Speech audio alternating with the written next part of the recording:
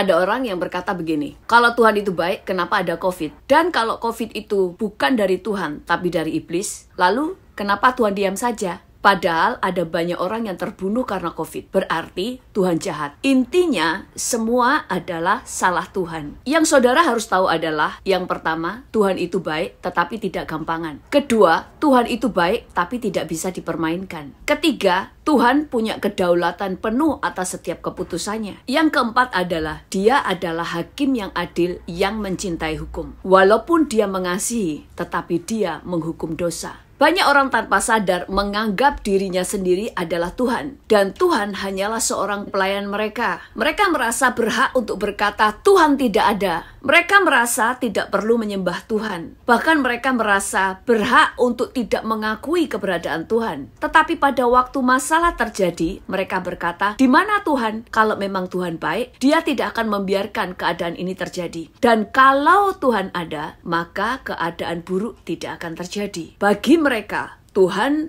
punya kewajiban untuk melayani mereka. Tuhan harus melindungi hak-hak mereka. Tuhan harus menjamin kesehatan mereka, keselamatan mereka. Tuhan harus menjamin mereka selalu dalam keadaan hidup aman. Tuhan harus selalu membuat hidup mereka senang dan nyaman. Mereka semuanya merasa punya hak untuk tetap berbuat dosa dan tidak menghormati Tuhan. Tetapi Tuhan punya kewajiban untuk menjamin hidup mereka. Mereka merasa berhak untuk menolak Tuhan, tetapi Tuhan tidak berhak menolak mereka. Kebenaran yang kedua yang saudara harus tahu adalah bahwa dunia di bawah kuasa si jahat atau kuasa iblis, bukan di bawah kuasa Tuhan. Dunia adalah milik Tuhan, tetapi saat ini dunia sudah ada di bawah kuasa si jahat. Karena Tuhan sudah menyerahkan dunia ini kepada manusia melalui Adam. Tetapi manusia telah menyerahkan otoritas kuasa atas dunia ini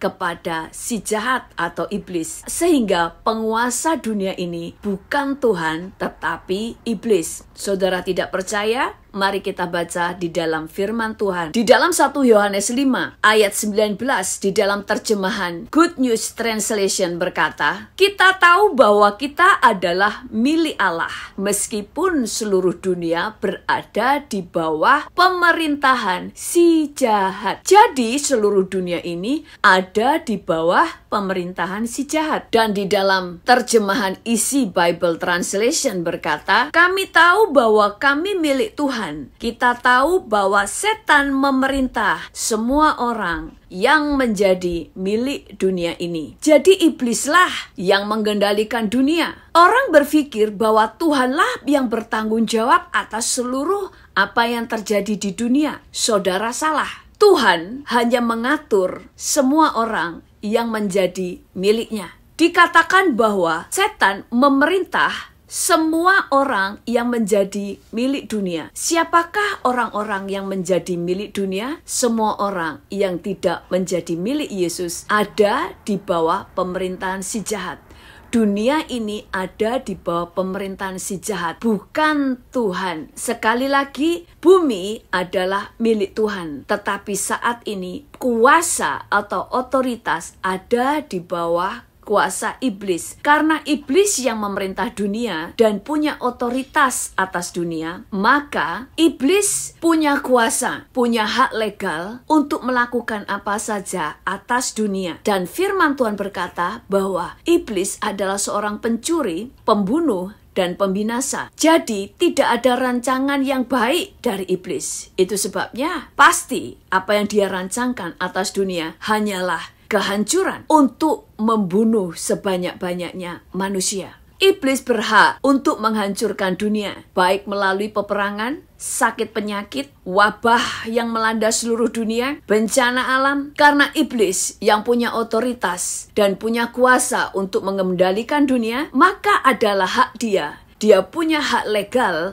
untuk menghancurkan dunia. Lalu kenapa iblis belum bisa menghancurkan dunia secara total? Karena masih ada anak-anak Tuhan di dunia. Itu sebabnya iblis belum bisa menghancurkan seluruh dunia. Karena yang bisa menahan pekerjaan iblis adalah anak-anak Tuhan. 2 Tesalonika 2 ayat 7-8 berkata, karena secara rahasia kedurhakaan telah mulai bekerja, tetapi sekarang masih ada yang menahan. Kalau yang menahannya itu telah disingkirkan, pada waktu itulah si pendurhaka atau iblis baru akan menyatakan dirinya. Tetapi Tuhan Yesus akan membunuhnya dengan nafas mulutnya dan akan memusnahkannya kalau ia datang kembali. Siapakah yang dimaksud di sini? Yaitu gereja Tuhan. Gereja yang bagaimana? Yaitu gereja yang menyembah Tuhan dan berdoa. Karena anak-anak Tuhan tidak dipanggil hanya untuk berbuat baik, tetapi untuk menahan pekerjaan musuh. Lalu posisi Tuhan sebagai apa? Tuhan sebagai hakim. Kalau dunia menolak Tuhan dari kotamu, dari bangsamu, mereka tidak punya hak untuk menuntut Tuhan, mengusir dan menghancurkan pekerjaan iblis di negara itu. Karena Tuhan adalah Allah yang elegan. Kalau saudara menolak Dia, maka Dia akan pergi. Tetapi pada waktu saudara mengundang Dia untuk memerintah di negara saudara, Dia pasti datang dan memberikan perlindungannya. Kejadian 1 ayat 2 berkata, bumi belum berbentuk dan kosong, gelap gulita menutupi samudera raya, dan roh Allah melayang-layang di atas permukaan air. Dunia ini gelap. Kegelapan itu baru pergi setelah Tuhan memanggil terang masuk ke dunia ini. Sama dengan halnya saat ini. Seluruh dunia ada di dalam kegelapan. Firman Tuhan berkata bahwa kerajaan iblis adalah kerajaan gelap dan kerajaan Allah adalah kerajaan terang. Bumi ada di bawah kuasa iblis dan bumi ada di dalam kegelapan. Kegelapan hanya bisa diusir oleh terang, yaitu Tuhan sendiri. Itu sebabnya pada waktu sebuah bangsa, sebuah kota mengundang Tuhan memerintah atas kota, atas bangsa itu, maka terang itu yang akan mengusir kegelapan. Lalu kenapa Tuhan diam saja? Karena Tuhan adil. Tuhan menghormati hak pilih manusia. Kalau manusia itu telah menolak Tuhan untuk ada di negeri di mana mereka tinggal, Tuhan tidak akan datang ke negeri itu dan memberikan pertolongannya. Apakah Tuhan tidak baik? Apakah Tuhan jahat? Bukan. Tetapi karena Tuhan harus menghormati pilihan manusia. Tetapi karena kemurahan Tuhan, Tuhan menempatkan anak-anak Tuhan di setiap bangsa yang menolak Tuhan supaya mereka berdoa, sehingga Tuhan masih memberikan kemurahan dan menahan pekerjaan iblis di mana ada anak-anak Tuhan yang tinggal di negara itu. Sama dengan sebuah negara, pada saat Tuhan memberikan seorang presiden yang baik, tetapi di negara itu mereka menolak presiden yang baik, tetapi mereka lebih memilih presiden yang lalim, maka kehancuran pasti terjadi di negara itu karena mereka memilih presiden yang lalim. Sama dengan sebuah ibu kota. Pada waktu Tuhan sudah menawarkan seorang gubernur yang baik, tetapi orang-orang di situ menolak gubernur yang Tuhan berikan, tetapi mereka lebih memilih gubernur pilihan mereka, sehingga kota mereka menjadi hancur. Apakah Tuhan jahat? Tidak, tetapi karena pilihan mereka. Tuhan hanya akan mendatangkan damai sejahtera kalau saudara mengizinkan Dia memerintah. Itu sebabnya pada waktu rapture, yaitu anak-anak Tuhan diangkat ke surga, saat itulah kehancuran akan terjadi di mana-mana.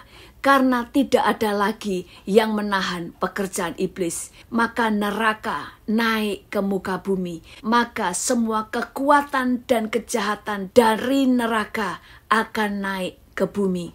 Karena sudah tidak ada yang menahannya. Tuhan itu baik, tetapi Dia tidak dapat dipermainkan. Kita lihat di dalam 2 Tawarikh 12 ayat 5b, apa yang Tuhan katakan. Beginilah firman Tuhan, kamu telah meninggalkan aku, oleh sebab itu aku pun meninggalkan kamu juga. Dan saudara harus tahu, kalau Tuhan sudah meninggalkan kita, maka tidak ada lagi yang menahan pekerjaan musuh. Pada waktu dunia menolak Tuhan, maka kuasa kegelapan menguasai. Dan iblis punya otoritas penuh untuk menghancurkan dunia. Dan Tuhan hanya diam saja sampai bangkit para pendoa yang berdoa bagi negara, bagi kota di mana mereka tinggal, supaya Tuhan datang membawa terangnya, karena kegelapan hanya bisa diusir oleh terangnya. Itu sebabnya Tuhan berkata bahwa Tuhan adalah terang dan anak-anak Tuhan juga adalah terang. Itu sebabnya kenapa iblis selalu ingin membunuh orang Kristen, karena orang Kristen,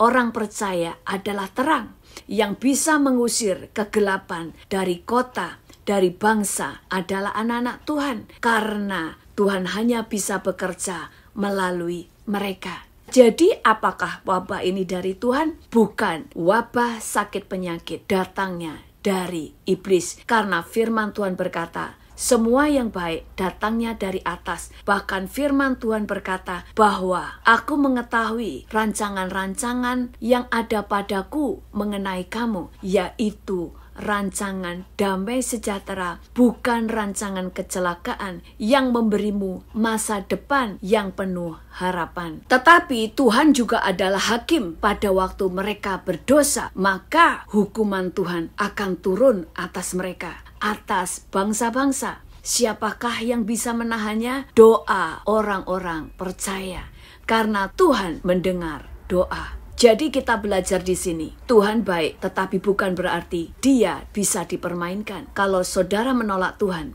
Tuhan juga akan menolak saudara. Tuhan Yesus memberkati.